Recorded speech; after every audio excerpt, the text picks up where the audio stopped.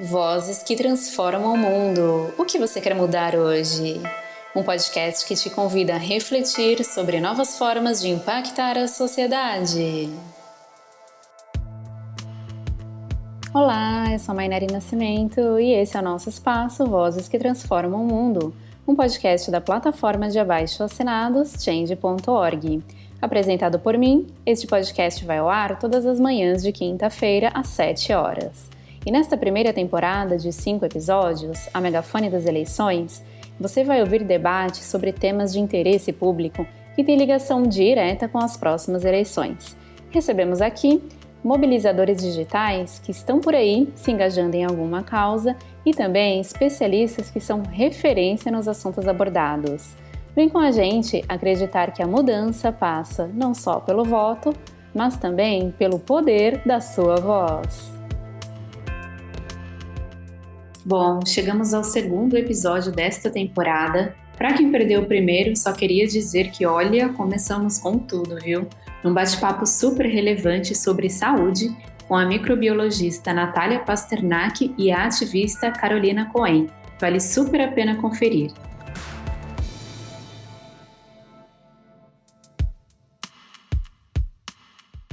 E hoje passamos então para o que eu definiria como um dos temas mais sensíveis e urgentes para o Brasil enquanto nação e também aos olhos do mundo. Vamos falar de Amazônia, povos indígenas, FUNAI, do caso Dom e Bruno, enfim, hoje vai render muito assunto.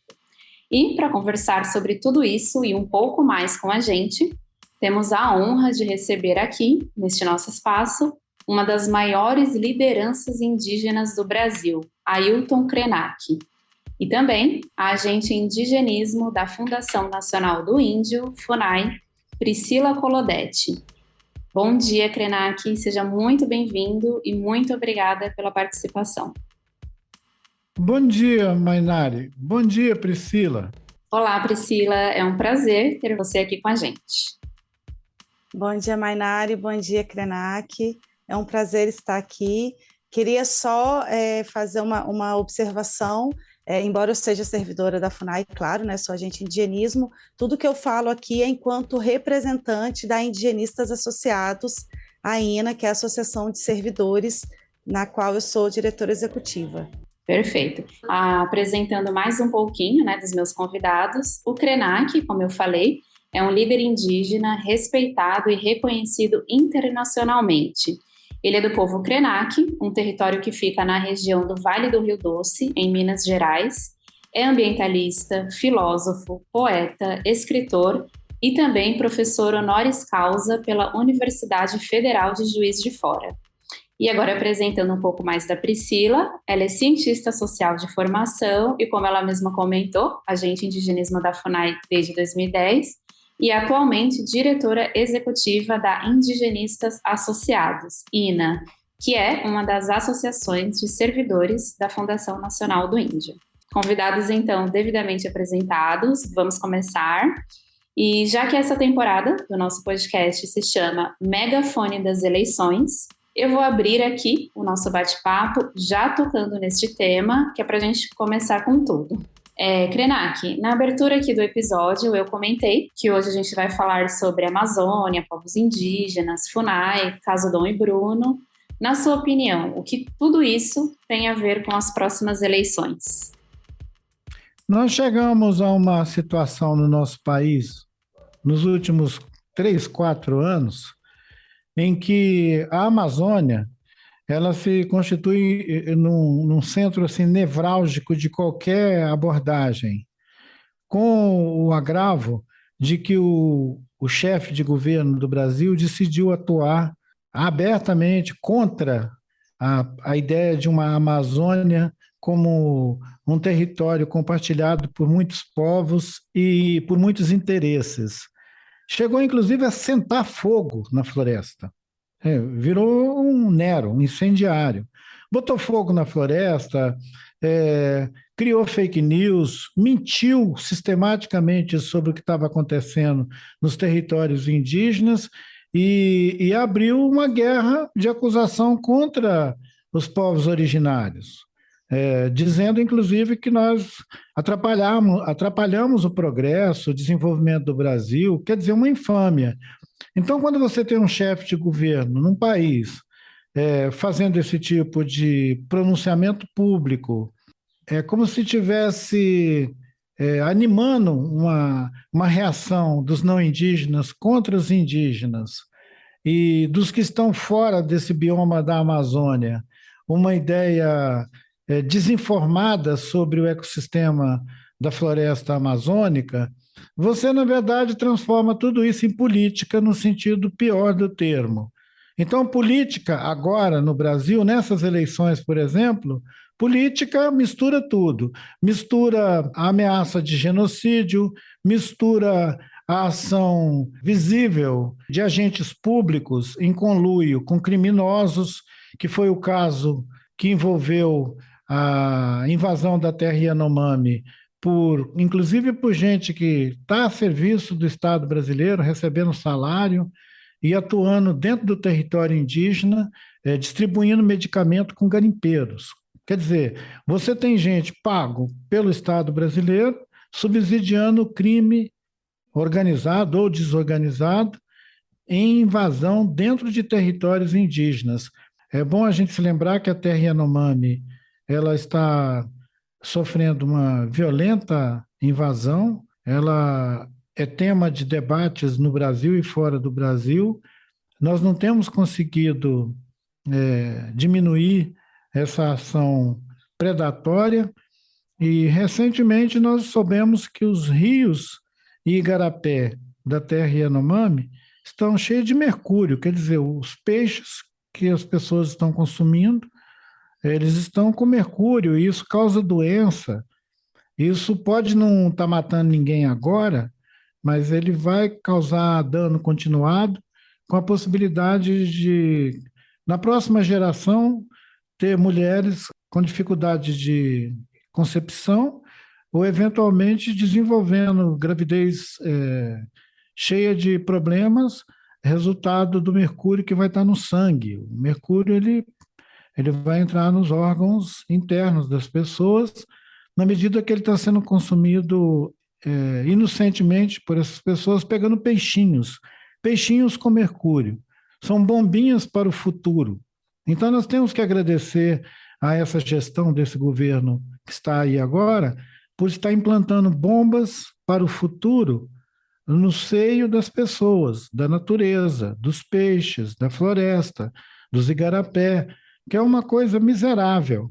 É uma imagem muito feia, eu sei disso, começar uma conversa evocando um cenário tão desanimador não é a minha preferência. Mas agora de manhã, nessa conversa que nós estamos tendo, confluiu em mim essa ideia de um país que fica com uma herança maldita, que é largada por um governo irresponsável e que age criminosamente contra a vida dos povos originários.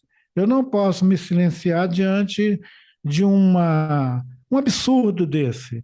Como o mundo está todo bagunçado, tem guerra em outros lugares do mundo, eu acho que a gente não está conseguindo a atenção necessária dos organismos internacionais. As nossas denúncias junto à ONU e junto a outros fóruns internacionais não têm surtido o efeito que nós esperávamos, que era de uma aberta censura ao Estado brasileiro por ameaça de genocídio contra os povos originários, sendo que em alguns casos pontuais já foi denunciado a condição específica de ecocídio, né, que é a destruição da base ecológica do território em que um povo precisa para poder viver. Então, nós temos uma situação agravada para o meio ambiente e para os povos indígenas nos últimos, talvez, 10 anos, continuado, de governos que atuaram contra o bem viver desses povos. Sim, a nossa realidade, a gente não tem como fugir da nossa realidade ao falar sobre todas essas questões. Realmente são muitas questões muito graves e preocupantes. Mas agora eu queria passar para a Priscila, mais ou menos na mesma linha de pergunta. Na sua opinião, Priscila, qual é a relação e a importância de a gente discutir todos esses assuntos agora no debate eleitoral para o pleito de outubro? Eu vou muito na linha do que o Krenak falou, né? A gente precisa desarmar essas bombas, né? Tentar limpar um pouco de todo esse veneno, de todo esse mercúrio, né? Que foi lançado assim, né? Nas águas da Amazônia e de outros rios também, né? Ao longo desses últimos anos, a gente vê crescendo, né? Quantidade de áreas queimadas na Amazônia para virar pastagem. A gente vê o aumento da mineração em terra indígena, mineração que é ilegal, o garimpo, principalmente o garimpo também, que é ilegal. Então, assim, a gente precisa trazer isso para a discussão pública, para a opinião pública, mostrar mesmo o que está acontecendo, e tentar fazer uma outra história a partir, né, de 2023, né, seja quem seja eleito, né, desde que a gente consiga estar num país democrático, né? Enfim, e uma outra coisa também, assim, que aumentou sobremaneira é a violência, né? Enfim, e essa violência paraestatal, né? Desses grupos do crime organizado, como o Ailton também comentou, né? Então, assim, a Amazônia, ela foi se transformando num lugar, assim, devastado em vários aspectos, né? Apesar de ser, assim, das florestas mais lindas, né? Do planeta, assim, né? Uma biodiversidade única. Certo, e eu quis puxar esse assunto aqui já no início da nossa conversa, porque não tem como a gente falar de políticas públicas para o meio ambiente, para os povos indígenas e a Amazônia, sem falar de governos, como a gente já começou falando aqui, né?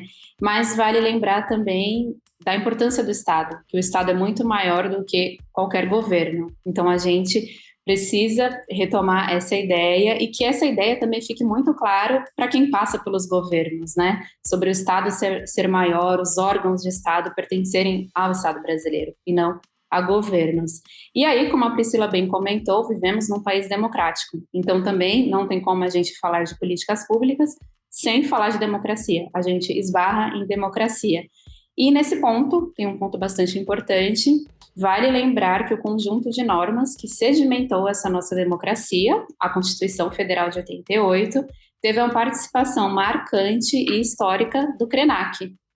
Para quem não sabe, em 1987, quando a Assembleia Nacional Constituinte elaborava a nossa Constituição, o Krenak subiu à tribuna para discursar, pintou o rosto com tinta preta do genipapo, um tradicional costume indígena, e protestou contra o retrocesso na luta pelos direitos dos povos indígenas.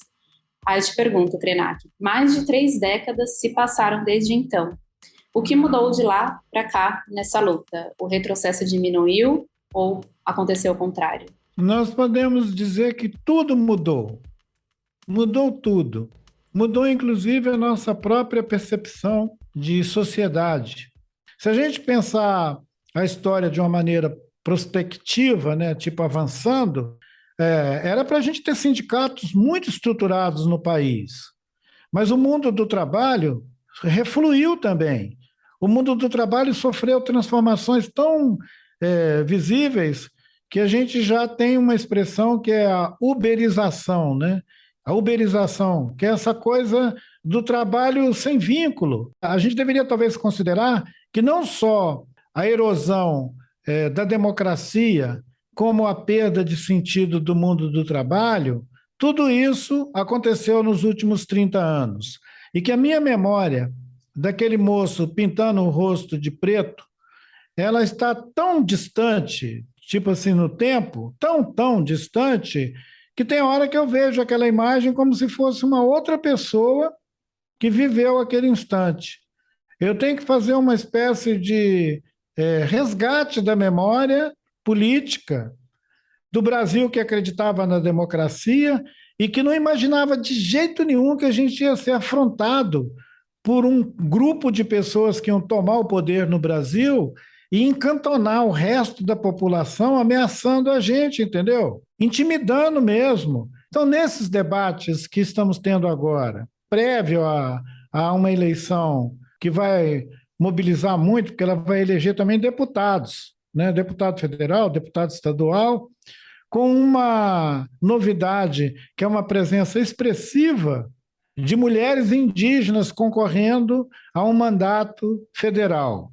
E um número grande de indígenas, no geral, parece que 190 candidaturas indígenas no país inteiro, a deputado estadual, deputado federal, alguns, inclusive, concorrendo a mandatos, a cargos superiores. Eu não sei em que partido ou em qual região do nosso país que tem essa candidatura, mas como são muitos partidos, alguns estão disputando a presidência da República com composições bem raras, né? Onde indígenas, LGBT, negros, mulheres estão disputando vagas nesses lugares de representação da política brasileira, como nunca se imaginou também. Então, quer dizer, nem tudo é céu, nem tudo é inferno, porque a gente podia estar também numa situação em que as candidaturas continuassem sendo daqueles manjados camaradas que compram ternos azuis, gravatas vermelhas, camisa branquinha, para ir fazer tramóia no Congresso. Certo. Agora eu queria incluir a Priscila nessa discussão para a gente falar um pouco sobre a FUNAI, que é justamente o órgão do Estado brasileiro responsável por coordenar e executar políticas para os povos originários. Eu havia falado sobre os órgãos oficiais de Estado, então a gente precisa comentar um pouco sobre a FUNAI. Priscila, você já atua como agente de indigenismo da FUNAI há mais de uma década. O Krenak falou um pouquinho agora desses 30 anos, desde a Constituição, agora falando especificamente da FUNAI e dessa uma década que você está lá dentro.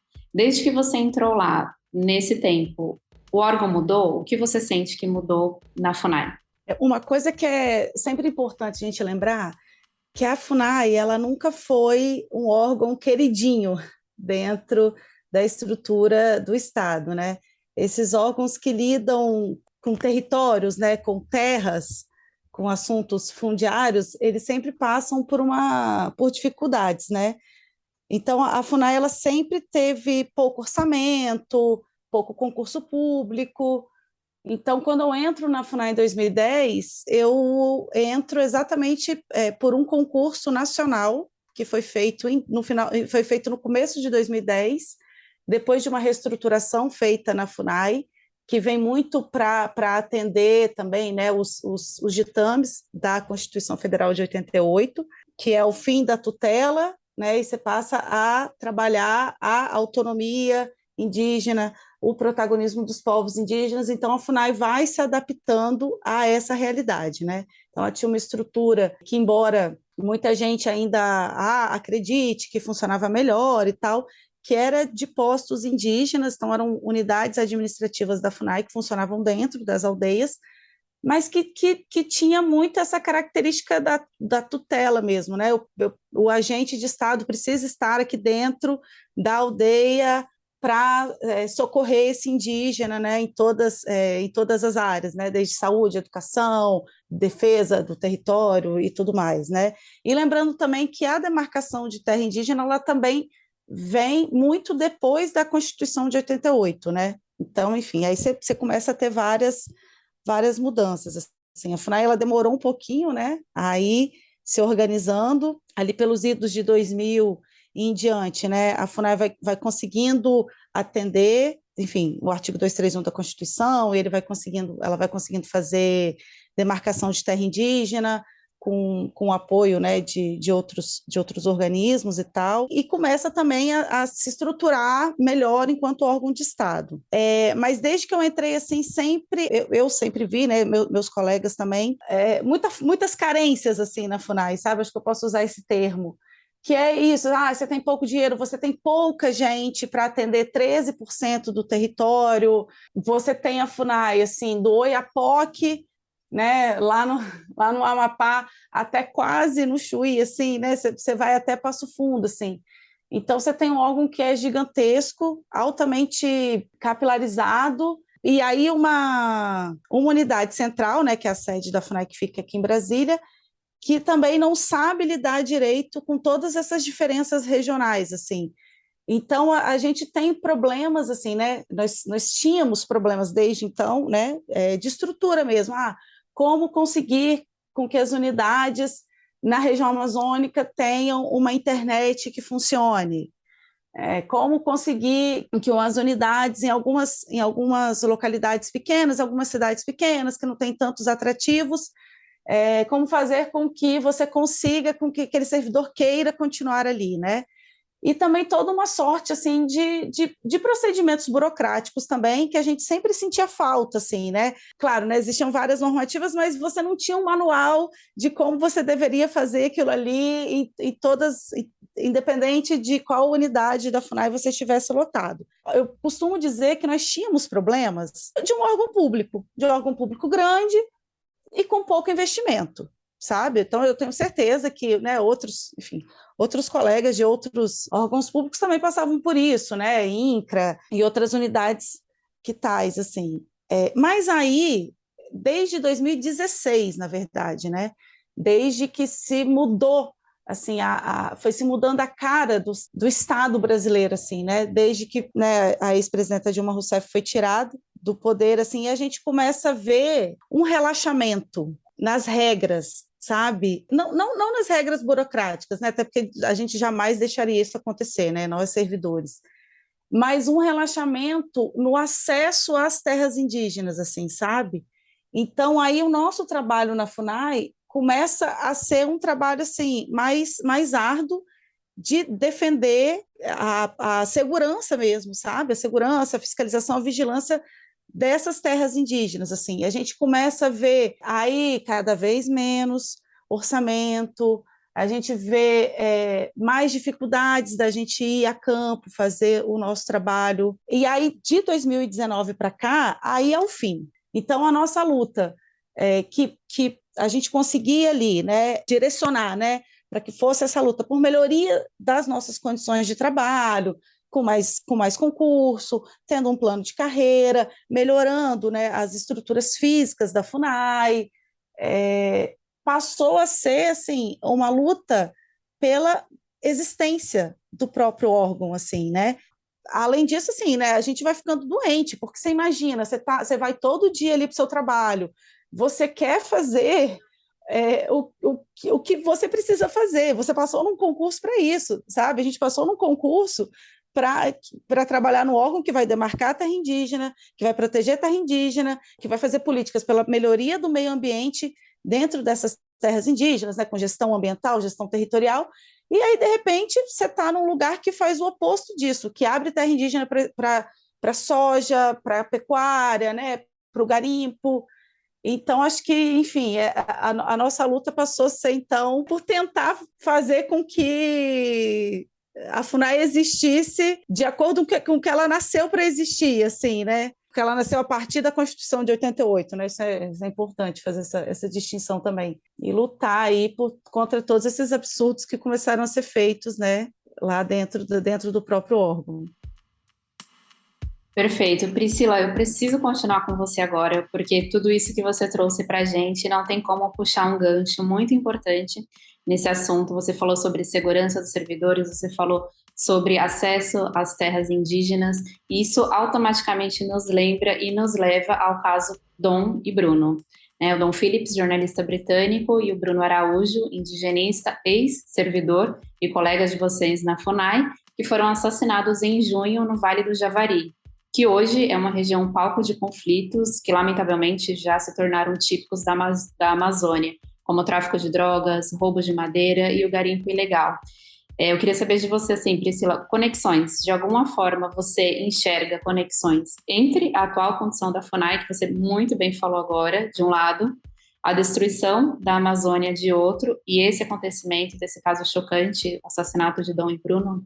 Tem uma relação completamente direta. Você imagina, você tem ali um pedaço da Amazônia que é riquíssimo em biodiversidade e que possivelmente também, né, tem um subsolo também muito rico em minérios, em ouro, né? E aí, enfim, esse desespero, né, por dinheiro mesmo, né, que esses atuais chefes, né, possuem faz com que eles desrespeitem absolutamente os direitos humanos e queiram dizimar mesmo esses povos, sabe? Esses povos indígenas, né, isolados e de recente contato. E aí o Bruno, então, trabalhando na coordenação geral, né, de indígenas isolados e recente contato, a unidade administrativa dentro da FUNAI-SED, e que cuida exatamente dessa política, né, de como respeitar esses povos que não querem fazer contato com a sociedade não indígena, e também aqueles que, embora tenham feito, ainda têm formas próprias de ser e estar. E aí o Bruno começa a perceber, sabe, a destruição dessa política e começa a atuar fortemente para que isso não aconteça. Inclusive, uma das últimas ações que ele fez enquanto ele era coordenador geral nessa unidade foi conseguir fazer uma operação, né, aí você faz sempre assim, com o IBAMA, né, com a Polícia Federal, de destruição de garimpo ilegal. Se eu não me engano, foi inclusive na terra indígena Yanomami, eu não tenho tanta certeza, mas enfim, mas foi também ali na região amazônica. E aí, a partir disso, ele é tirado desse cargo, ele é servidor do mesmo concurso que eu, ele também era agente de indigenismo, e aí ele é tirado dessa coordenação, ele já sofria ameaças nessa época já, ameaças exatamente ali na região do Vale do Javari, enfim, que é uma região que realmente você tem uma quantidade muito grande, a maior incidência de povos isolados e recente contato nessa região do Vale do Javari, então ele já fazia uma atuação forte ali de proteção, de fiscalização, então ali, né, já começava a ter umas ameaças por ali, e aí, claro, né, a presidência da FUNAI ignora completamente isso, tira ele, por ele estar fazendo um trabalho, né, que enfim, a presidência da FUNAI não queria de forma alguma, e aí logo em seguida coloca um missionário religioso, que é exatamente um caminho que se faz muito para acessar as terras indígenas, sabe? Que é o proselitismo religioso, que é, enfim, que é um perigo, assim, né? E aí o Bruno, que já fazia esse trabalho magnífico dentro da FUNAI, né, ali na região do Vale do Javari, ele vê que a única forma dele conseguir continuar trabalhando de uma forma correta é indo para uma área que não fosse mais do Estado brasileiro, né? E aí então ele continua fazendo o que é e deveria ter continuado sendo a política de Estado, que é essa política de proteção territorial, e que realmente não existe mais, né? Enfim, e aí fazendo esse trabalho fora da FUNAI, ele acaba sendo vítima de um assassinato, assim, absurdo, né? Quem deveria estar lá no Vale do Javari é a FUNAI, né? Enfim, deveria estar lá com o apoio da Polícia Federal, com o apoio do IBAMA, para poder fiscalizar essas pescas ilegais lá dentro do Vale do Javari e multando quem está fazendo isso. E aí outras áreas da FUNAI também, por exemplo, a área que lida com gestão ambiental, que é onde eu estou, a gente está lá também tentando pensar junto com as comunidades ali da região, outras possibilidades, que não essa pesca ilegal, sabe? Enfim, mas aí você não tem mais o Estado, né? Se você não tem o Estado lá, aí quem entra é o crime organizado, né? Esse poder paralelo. Certo, agora eu queria voltar com o Krenak. A Priscila comentou sobre interesses na exploração desses territórios. Só que quando a gente fala de povos indígenas, justamente falou do contrário disso, né? É o respeito à natureza, é uma relação completamente diferente com o meio ambiente. É enxergar os rios, a terra, a floresta, não como recursos a serem explorados, mas entidades vivas. O Krenak, ele escreveu um livro que se chama Ideias para Adiar o Fim do Mundo. Também tem outro intitulado O Amanhã Não Está à Venda e ainda A Vida Não é Útil, Ideias para Salvar a Humanidade. Na sua visão, Krenak, nós estamos vivendo um desastre socioambiental, o mundo já está em colapso, e o que isso tem a ver com a nossa simbólica Amazônia e com a forma que estamos lidando com ela hoje e ainda queremos lidar com ela? Seria muito bom, Mainari, a gente vê que a realidade global hoje ela é contrária à razão da vida no sentido que nós reivindicamos, né? de que o que não é humano, o que é natureza, no sentido geral, também tenha direitos, né? Nós compartilhamos já algumas ideias muito recentes sobre o direito da natureza. Alguns pensadores já cogitam de levar para um debate amplo, globalmente, a questão do direito da natureza, que ele ia pôr essa conversa nossa sobre o Brasil num outro cenário, que é um cenário global, né? Nós queríamos, é claro, que aqui no país a gente tivesse políticas que fossem coerentes com a ideia, por exemplo, de que numa determinada região do nosso país, sendo reconhecida a presença de um povo que quer ficar isolado, que essa prática, esse trabalho que engajou o Bruno e outros colegas indigenistas na luta por manter essas bases, né, de fiscalização, proteção, vigilância em regiões que a gente poderia chamar de remotas, né? Esse remoto aqui, ele é só um reconhecimento de que são lugares onde é possível que essa comunidade humana viva sem ter que se miscuir na bagunça geral do mundo. Acontece que a bagunça geral do mundo, ela já está em todos os lugares. Mesmo que a gente não tenha uma invasão madeireira ou garimpeira, a gente já tem uma rolagem do capitalismo no mundo inteiro hoje, que, a semelhança do que aconteceu na década de 90, quando ninguém estava prestando muita atenção, um garimpo de diamante evoluiu dentro de uma terra indígena no Vale do Aripuanã, que é a terra Cinta Larga, e até hoje a gente não deu resposta para aquela questão também, só para a gente não esquecer que na década de 90 já tinha esse conluio de gente de dentro do governo atuando para roubar recursos de dentro de territórios indígenas. É um painel tão amplo que às vezes a gente até se perde na compreensão dele. Às vezes a FUNAI se engajou muito bem no esquema interno do Estado brasileiro, inclusive atuando de maneira muito contraditória em relação a reconhecimento, proteção, conservação de territórios que interessava a vida indígena, não a conservação ambiental. Teve um momento que a FUNAI foi cooptada por essa ideia de se engajar em pacotes que eram ambientais. E os direitos humanos, os direitos étnicos, os direitos de vida de muitas comunidades indígenas que estavam sendo predadas pela soja no Mato Grosso do Sul, não tinha a mesma prioridade que uma situação na Amazônia, por exemplo.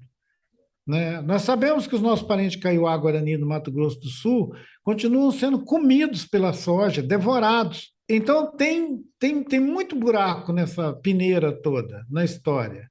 É importante que a gente tenha uma agência dentro do Estado brasileiro que seja responsável, que cumpra a Constituição, que proteja os territórios de interesse comum do povo brasileiro e do povo indígena. A gente precisa evitar da gente ficar criando muitos guetos, guetos que justificam experiências, práticas, porque eles são bonzinhos, porque eles são interessantes. Bonzinho e interessante não deveria ter lugar nessa história. O que tem que ter lugar nessa história é respeitar a Constituição, respeitar os acordos que a gente faz e que, ao longo do caminho, o fato da gente ter uma agência de Estado, que tem hora que ela pode estar manietada ou cooptada pelo presidente da República ou pelo ministro da Justiça, como já aconteceu em outras épocas, deixa pessoas como Sidney Possuelo jogado no meio do mato, sujeito a serem também assassinados e desaparecidos por seus inimigos. Quer dizer, não tem proteção sobre a vida das pessoas que saem do esquema interno da FUNAI. Talvez o que tenha acontecido com o Bruno foi isso. Ele saiu do que poderia ser considerado campo de interesse e proteção da política indigenista do Estado brasileiro. A política indigenista do Estado brasileiro não é a política dos indigenistas. Esses jovens, esse pessoal novo que entrou na FUNAI nos últimos 30 anos, 20 anos, talvez eles tenham um pouco de saudosismo daquela coisa em que os indigenistas tinham o respeito e o reconhecimento de todos os agentes públicos. Faz muito tempo que isso não é verdade. Ser indigenista ou atuar no indigenismo no Brasil nos últimos 20 anos é atuar num mundo paralelo ao mundo da economia e da lógica de desenvolvimento, progresso e tudo. Belo Monte, por exemplo, Belo Monte é um escárnio. Aquela coisa foi assimilada, da mesma maneira que outras coisas foram assimiladas. Eu acho que agora que nós estamos diante de uma possibilidade de um debate amplo, não só regional no Brasil, mas discutindo a questão climática, discutindo a importância de um bioma como a Amazônia, que a gente possa ampliar a nossa observação sobre a prioridade dos territórios indígenas. Pensar a questão dos territórios indígenas numa perspectiva muito mais ampla do que ele foi pensado até, sei lá, ontem, né? Então, tem muita coisa para ser pensada. A mais radical delas é que a política indigenista do Estado brasileiro ela tem que ter a participação significativa, majoritária, de pessoas indígenas.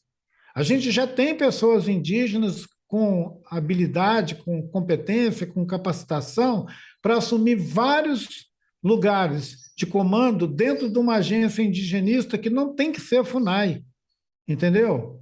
A gente já teve essa discussão, já foi criado um Conselho Nacional de Política Indigenista, esse conselho nunca foi implementado pelos governos anteriores.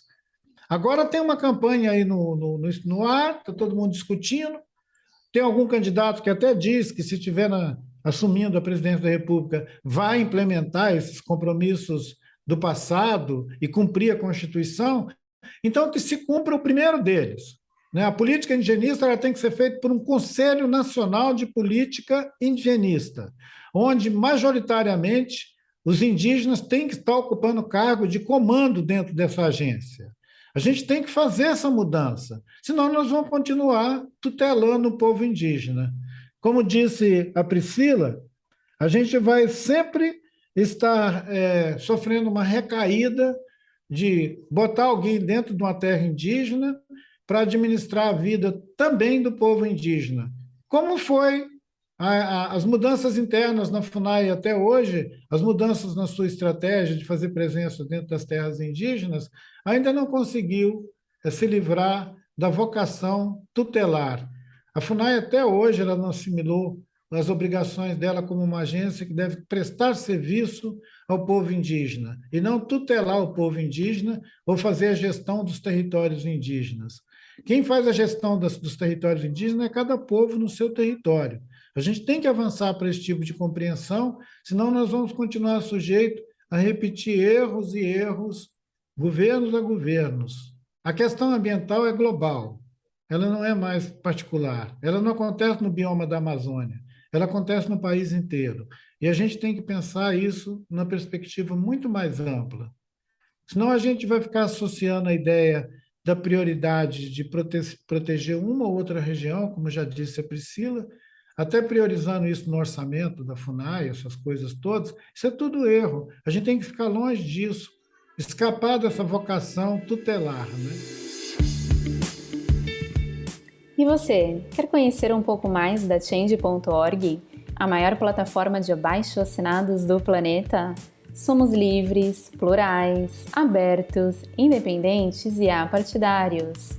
Incentivamos debates saudáveis e seguros de todas as partes da sociedade. Acesse change.org, encontre uma causa para abraçar e comece a mudar o mundo agora mesmo. Retomando agora o nosso bate-papo, vamos dar início ao segundo e último bloco da nossa conversa com o líder indígena Ailton Krenak e a servidora da FUNAI, Priscila Colodete. Conversa que tem sido bastante dura, mas muito realista e necessária para entender os tempos que atravessamos. Agora, no final do primeiro bloco, o Krenak falou muito sobre a FUNAI, fez vários apontamentos sobre como deve ser a política indigenista, até mesmo a necessidade de formação de conselhos externos à FUNAI. Então, eu gostaria de passar a fala para a Priscila, que é uma servidora, conhece um pouco do funcionamento dessa máquina pública de dentro. E hoje, como a gente comentou, ela é diretora executiva da Indigenistas Associados e, junto com outras entidades de servidores da FUNAI, lançou um abaixo-assinado aqui na Change.org, pedindo, entre outras coisas, por justiça a Dom Bruno, pela retomada dos processos de demarcação das terras indígenas e por uma FUNAI, abre aspas, verdadeiramente indigenista e para os povos indígenas, fecha aspas. No final do primeiro bloco, o Krenak já falou, na visão dele, como deve ser a política indigenista no Brasil. E na sua opinião, Priscila, como, enquanto servidora, ele é um líder indígena, você, por outro lado, como uma servidora desse órgão e liderando, junto com outros servidores, essa campanha, esse abaixo-assinado, quais são as reivindicações do movimento de vocês? Quais as necessidades para os próximos governos nessa área?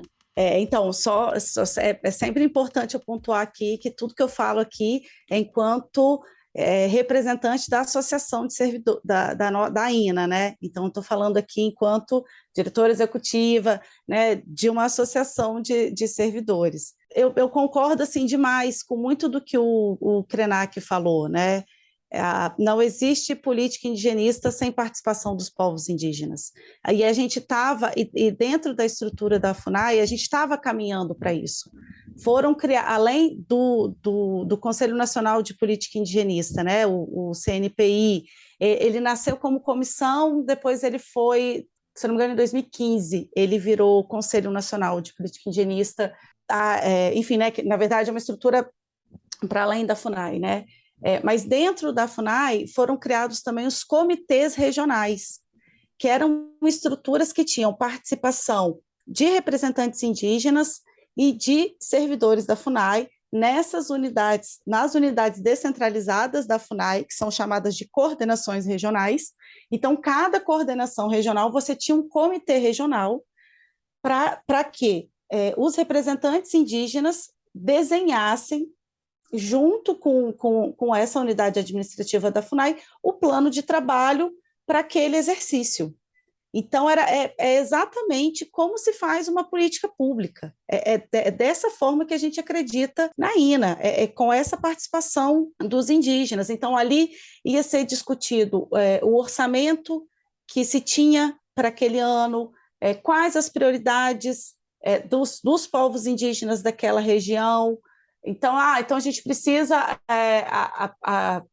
priorizar o orçamento para a área de gestão ambiental, ou então para a área de regularização fundiária, ou então para a área mais de cidadania, né, de emissão de documentos, enfim, ou de promoção social. Nós tivemos experiências acontecendo desses comitês regionais desde 2013, e aí uma outra instância também, que ela também é para além da FUNAI que existia, é o Comitê Executivo da PNGAT. A PNGAT é a Política Nacional de Gestão Territorial e Ambiental de Terras Indígenas. Ela surge exatamente nesse contexto que o Krenak estava falando, né, do crescimento da política ambiental no Brasil. Então, a PNGAT ela é uma política dos povos indígenas, feita pelos povos indígenas, e que começa a embasar também o trabalho da FUNAI. Então, existiam pelo menos essas três instâncias, né, de participação dos povos indígenas. Mas daí a gente perde o ponto nevrálgico, né, para usar um termo também que o Krenak já falou, que é a participação indígena na construção dessa política. Assim. E isso foi feito assim, né, de caso muito pensado. Né? Enfim, então, assim, ao longo desses 4 anos, o que a gente foi tentando fazer era, assim, acho que garantir o mínimo, sabe? Então, por exemplo, né, tentando continuar indo para as terras indígenas, para lá dentro conseguir escutar os povos indígenas ali daquela região, né, e saber quais as políticas necessárias nessa área. Eu concordo também com o Krenak quando ele fala que a gestão territorial e ambiental é feita pelos indígenas, e ela é mesmo. Né? Então, o nosso trabalho enquanto servidores é criar mecanismos para que essa gestão feita pelos povos indígenas aconteça enquanto uma política pública. porque daí você garante um orçamento para que as ações feitas pelos povos indígenas possam acontecer e possam ser cada vez melhores. E é também fundamental que a gente também tenha orçamento para além do bioma amazônico. O Cerrado, né, aqui em Brasília, a gente está na região do Cerrado, né, ele também foi super castigado, né, pela pecuária, pelas plantações de soja, a situação dos Guarani Kaiowá no Mato Grosso do Sul é absurda, assim, né? Então você tem ali territórios que ainda não foram demarcados e aí populações assim vivendo no meio de plantação de soja com condições assim indignas de vida, assim, absurdas, sofrendo uma violência. Então, assim, a gente precisa, dentro da FUNAI, atuar nessa região também. A gente precisa ter orçamento para essa região, a gente precisa ter orçamento para o bioma da Caatinga também, né, que ali na região Nordeste, que é uma das primeiras regiões de povos indígenas que foi atacada pelos portugueses logo que eles chegaram, né? Então, enfim, um povo também que historicamente sempre sofreu uma violência absurda, né? Do Estado brasileiro também. Aí a gente precisa também de orçamento para a Mata Atlântica, né? Que hoje a gente tem um pedaço muito pequeno, né, da Mata Atlântica ainda original, né? Eu não gosto muito de puxar números porque às vezes eu posso estar confundindo valores, assim, né? O númerozinho mesmo, né? Mas a gente sabe, enfim, que boa parte da floresta amazônica é uma região reflorestada, né? E que a gente tem uma participação, a gente tem uma presença enorme de povos indígenas ali também. E a gente também precisa atuar no bioma Pampa, nos Pampas ali, né? No Rio Grande do Sul, e um pouco ali também, se não me engano, do Paraná. Nós temos povos indígenas ali também, e que vivem, seja dentro da floresta, né? No caso, enfim, seja povos que vivem dentro da Mata Atlântica, ou então que vivem na cidade, mas que estão ali naquela região também, né? O nosso trabalho dentro da FUNAI, ele obrigatoriamente tem que ser no país inteiro. Isso é assim, é um fato dado para a gente, assim, sabe? Dentro da Indigenistas Associados. A gente sabe também que os olhares internacionais, né, vêm muito para a Amazônia, então a gente sabe que durante bastante tempo a FUNAI, que sempre teve, né, esse problema de pouco orçamento, né, eu falei um pouco disso antes, para poder conseguir desenvolver os seus trabalhos, conseguia também recursos externos, né? E geralmente esses recursos, né, vêm mais para a região amazônica. Mas isso eu posso dizer assim com tranquilidade, assim, que sobretudo nessa área de gestão territorial e ambiental, a gente faz um trabalho, sim, sabe, de buscar atender, né, e fazer a política assim, em todos os outros biomas, né, e tentar buscar formas de aumentar esse orçamento nessas outras regiões. E, assim, a gente precisa urgentemente voltar com essas instâncias de participação. Acho que uma das primeiras ações do novo governo é, assim, voltar os comitês regionais no âmbito da FUNAI, voltar o comitê gestor da PNGAT e voltar o Conselho Nacional de Política Indigenista. Sem essas três instâncias, é muito difícil você falar de uma política pública indigenista com participação dos povos indígenas. Perfeito, Priscila. Estamos quase chegando ao final da nossa conversa, então eu queria falar um pouquinho mais de eleições agora. Estamos a menos de um mês do primeiro turno, que será no dia 2 de outubro. Sabemos que as eleições são um ponto alto da nossa democracia, o momento em que vamos às urnas e exercemos o nosso papel mais importante enquanto cidadão. Porém, esta não é a única maneira de contribuirmos com a construção e a manutenção da nossa democracia, né? A nossa participação na vida política do país, ela não só pode, mas ela deve ir muito além disso, justamente para que, depois dos 4 anos daquelas pessoas eleitas, a gente consiga acompanhar, fiscalizar e cobrar, né, ao que eles se proporam. E neste podcast, nós abrimos, então, espaço para conversas como essa, que a gente está tendo hoje, e também a ativistas e mobilizadores digitais, que, assim como a Priscila, por meio da INA e de outras associações de servidores, recorreram a campanhas na internet, a uma petição para abraçar e lutar por alguma causa. Eu gostaria então de ouvir do nosso respeitadíssimo pensador Krenak ideias. O que a gente, para quem está nos ouvindo agora, o que a gente pode fazer para se engajar mais e participar efetivamente dos debates que definem os rumos do nosso país? Quem está nos ouvindo, como que essas pessoas, como que a gente pode ajudar a defender e a lutar pelo direito dos povos indígenas e pela Amazônia e por tudo isso que a gente falou até agora? Eu creio que nós passamos, talvez nos últimos 6 meses, 8 meses, já engajados num certo movimento de mudança, em alguns momentos com muito pessimismo, achando que a gente podia piorar demais a situação social e política no nosso país, agravando crises a ponto da gente ter a impossibilidade de uma eleição. Então, se a gente olhar em perspectiva, a gente melhorou muito. A gente já está considerando que teremos eleições, que todo mundo vai poder votar, que nós vamos poder expressar nossa vontade política sem medo, que a gente não vai estar ameaçado pelos tanques que gostam de passear em Brasília, e botando um pouco de limite a essa arrogância política e essa promiscuidade da política feita também por empresários. Nossa esperança, na verdade, é uma esperança que se põe para depois das eleições e para um próximo governo. É muito interessante que a gente foca bem isso. Então, as pessoas que estão nos acompanhando nessa conversa já estão engajados, na verdade. Eu tenho assim, a maior confiança de que todo mundo tem engajamento nessa questão ampla, socioambiental. E pensando especificamente na questão indigenista ou na política do Estado brasileiro para os territórios e povos indígenas, eu acho que houve um crescimento grande de consciência da população no nosso país inteiro. Tanto que você vai ter as pessoas que são claramente contrárias, entendeu?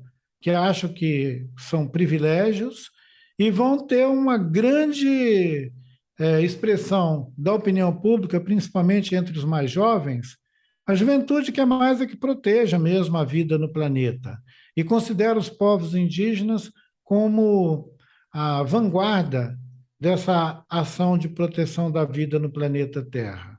Isso é maravilhoso. Compartilhar isso com a ideia de que o futuro é ancestral e de que os povos originários têm uma contribuição ainda imensa para a nossa convivência, tudo isso anima a gente a pensar que nós vamos poder estar melhor depois que a gente conseguir encerrar esse período de eleições. Nós tivemos um período de sucessão de governos ao longo da década de 90, né? E depois viramos o século XX. A gente já teve uma experiência dentro da democracia e a gente sabe o que é respeitar a Constituição. Então, vamos mirar nesses objetivos, uma maior representatividade dos povos originários e de outras matrizes culturais também. A gente não pode ter um Congresso e um Senado formado só por brancos. O Brasil não é branco. E é impressionante como que a gente ainda está minimamente representado. Mas eu queria dar um toque, né, pessoal? Dizer o seguinte: não vamos simplesmente achar que toma posse um novo governo, a gente instala a novidade no país, os conselhos vão funcionar, todo mundo está convocado. Tem um grande trabalho a ser feito. Agora, voltando com a Priscila. Priscila, para além de votar a cada 4 anos, na sua opinião, como podemos nos envolver e participar mais dos debates e das pautas políticas do nosso país? Eu acho que é importante a gente pensar sempre assim, né, de uma forma local e ampliando isso, né? Então, acho que nas cidades, né, nos municípios, assim, é importante os cidadãos estarem, né, cidadãs e cidadãos estarem de olho nos movimentos, nas organizações que vão sendo montadas ali, uma associação de moradores do bairro, para você poder fazer, para você poder fiscalizar o que acontece ali naquela sua região, se a unidade de saúde está funcionando bem, se a coleta de lixo está atendendo, se existe ação de reciclagem no seu município, se as escolas estão recebendo as verbas, participar de conselho escolar também, né? Eu acho que esse assim é sempre um caminho bom, assim, sabe? Você participar da vida política mesmo, do lugar onde você mora, assim.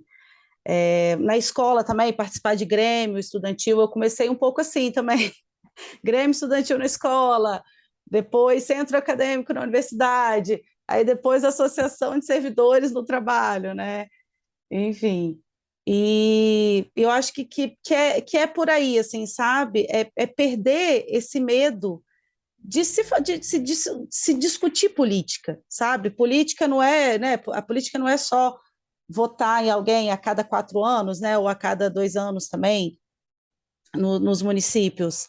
É você participar dessa vida cotidiana, de onde você está, de onde você trabalha, sabe? Você se identificar com pautas, né, ambientais, indigenistas, e outras, assim. Uma forma também de se engajar um pouco nessa área indigenista é acompanhar também, sabe, o movimento indígena, escutar o movimento indígena. Tem uma presença fantástica de vários influenciadores indígenas, né, nas redes sociais, no Instagram, no Twitter, né? A APIB, né, a Articulação dos Povos Indígenas do Brasil, tem um perfil assim maravilhoso no Instagram, então por ali você vai conhecendo também outras organizações indígenas, né, de locais. Então acho que é isso, assim, né? Você ir buscando esses espaços, assim, né? Que eu acho que assim, né? Eu acho que atuar onde você mora é fundamental, assim, sabe? E também desses outros assuntos, esses outros temas, assim, que te chamam a atenção, ir buscando, né? Esses espaços e escutando, né?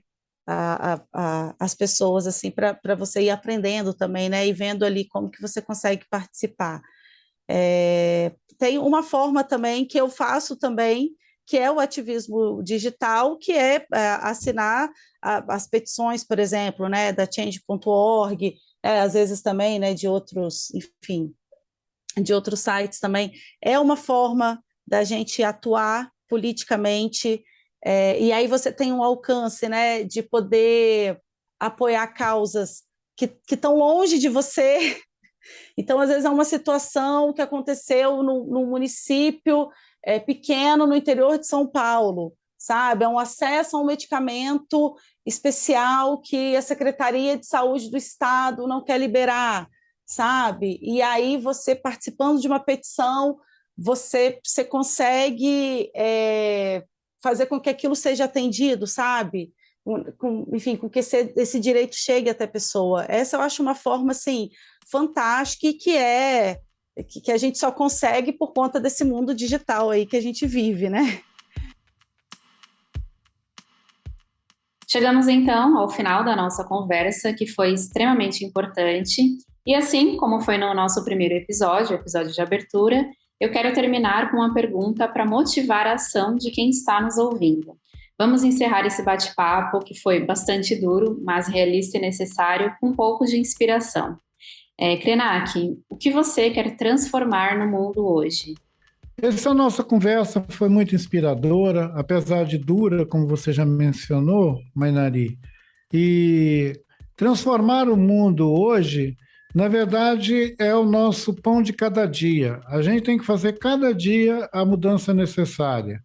E o que eu mais gostaria é que a gente pudesse viver num mundo com um pouco mais de respeito à vida no sentido geral. Nós temos guerras, né? A gente tem guerra no mundo.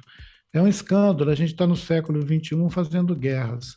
Então, as reivindicações que a gente tem por paz, liberdade, democracia, respeito à plena expressão das pessoas em cada lugar do mundo, é o meu desejo de mudança. É muita mudança que eu desejo. Excelente, muito obrigada. E para você, Priscila, o que você quer transformar no mundo hoje? Depois dessa fala maravilhosa do Krenak, né? Eu só posso concordar também, assim. Eu desejo, assim, que a gente consiga viver num país que respeite os povos indígenas, sabe? Eu acho que é isso que eu desejo mesmo. Ótimo. Super obrigada, Krenak e Priscila, por terem usado a sua voz neste nosso megafone das eleições. Foi uma verdadeira honra ter vocês aqui com a gente e eu espero que o papo tenha despertado em nossos ouvintes aquela vontadezinha de agir em prol do nosso país. Muito obrigada. E muito obrigada também a quem nos acompanhou até agora, lembrando que este espaço é coletivo e busca amplificar a voz das pessoas que estão por aí, em todos os cantos do Brasil, se mobilizando por alguma causa. E esta temporada continua, não perca o 3º episódio que vai ao ar na próxima quinta-feira às 7 horas. Vamos receber a influencer, ativista ambiental e idealizadora do movimento Menos um Lixo, Fê Cortez. E também o ativista, socioambiental e fundador do projeto Ajuda Pantanal, Gabriel Adami. Até lá, a gente segue firme e forte em nossas ações. Acompanhe no Instagram, @change.org_br e vamos unir as nossas vozes para transformar o mundo. Até mais!